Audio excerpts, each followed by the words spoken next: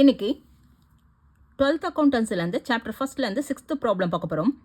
Following are the balances in the books of Thomas as on 31st March 2019. Okay, particulars: sundry creditors 6 lakhs, furniture 80,000, land and building 3 lakhs, sundry debtors 3,20,000, bills payable 1,20,000, cash in hand 20,000, bills receivable 60,000, stock 2,20,000. Okay, இப்போ என்ன சொல்லியிருக்காங்க? Prepare a statement of affairs as on 31st March 2019 and calculate capital as at that dateன்னு கொடுத்துருக்கு. ஓகேவா? இப்போ எதுவுமே கொடுக்கல, அவங்க என்ன கொடுத்துருக்காங்க? டீட்டெயில்ஸ் மட்டும், அதாவது ஸ்டேட்மெண்ட் ஆஃப் அஃபேர்ஸ் நம்ம கண்டுபிடிக்கணும். ஸ்டேட்மெண்ட் ஆஃப் அஃபேர்ஸ்னால் என்ன? நத்திங் பட் பேலன்ஸ் ஷீட் இல்லையா? நத்திங் பட் ஆஃப் பேலன்ஸ் ஷீட்டுன்னு சொல்லியிருக்கோம். அப்போது பேலன்ஸ் ஷீட்டில் என்னென்ன வரும்? லெஃப்ட் சைடில் லைபிலிட்டிஸும் ரைட் சைடில் அசட்டையும் போட்டு கண்டுபிடிப்போம் இல்லையா? ஃபர்ஸ்ட் அப்போது சிக்ஸ்த் ப்ராப்ளம் ஃபர்ஸ்ட் இப்போது இன் தி புக்ஸ் ஆஃப் தாமஸ்ன்னு எழுதிக்கோங்க. In the books of Thomas. Okay, என்ன கண்டுபிடிக்கணும்? ப்ரிப்பேர் பண்ணணும். Statement of affairs. So statement of affairs as on 31st March 2019. Okay, இப்போ ஸ்டேட்மெண்ட் ஆஃப் அஃபேர்ஸ்னால் என்னது? Nothing but of balance sheet. Balance sheet எப்படி prepare பண்ணுவோம்? லெஃப்ட் சைடில் லைபிலிட்டிஸும் ரைட் சைடில் அசட்டையும் போட்டு ப்ரிப்பேர் பண்ணுவோம் இல்லையா? So statement of affairs as on 31st March 2019 போட்டுட்டு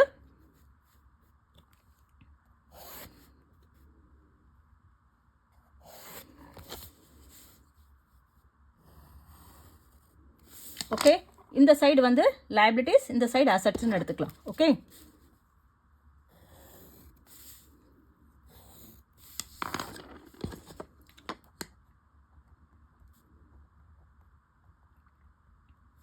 லைபிலிட்டிஸ், அசட்ஸ், இது வந்து அமௌண்ட் காலம். ஓகே, இப்போ நம்ம என்ன பண்ணணும்? ஃபஸ்ட்டு வந்து சன்ட்ரி கிரெடிட்டாஸ் கொடுத்துருக்காங்க. சன்ட்ரி கிரெடிட்டாஸ் ஆக்சுவலாக எங்கே வரும்? லைபிலிட்டிஸில் வரும் இல்லையா? Sundry creditors liabilities. So sundry creditors லைபிலிட்டிஸ்ன்னு எழுதிக்கோங்க. லைபிலிட்டிஸ் சைடில் எழுதிக்கலாம் 6 lakhs. ஓகே, தென் ஃபர்னிச்சர் கொடுத்துருக்காங்க இல்லையா? இதோ சன்ட்ரி கிரெடிட்டாஸ் எங்கே வரும்? liabilities, furniture, asset, land and building, asset, sundry debtors, asset, bills payable, liabilities, cash in hand, assets, bills receivable, assets, stock, asset. Okay, so sundry creditors liabilities la எழுதிட்டாச்சு. furniture எங்க வரும்? assetல வரும் இல்லையா? furniture, that is 80,000. okay, then land and building அதுவும் asset தான் இல்லையா? land and building, that is 3 lakhs. okay, then sundry debtors இங்க எழுதிக்கோங்க. sundry debtors, okay, 3,20,000. okay, bills payable liabilitiesல வரும் இல்லையா? bills payable 1,20,000. cash in hand இங்கே வரும் அசட்டில் இல்லையா? cash in hand எவ்வளோ? 20,000. then bills receivable assets,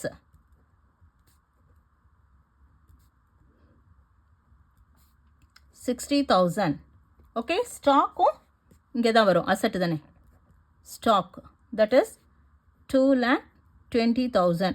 இப்போ எந்த சைடு வந்து அதிகமாக இருக்குன்னு பார்க்கணும். ஸோ இந்த சைடு ஏன்னா 3 + 3 6 6 + 2 8 இங்கே 7,20,000 இல்லையா ஸோ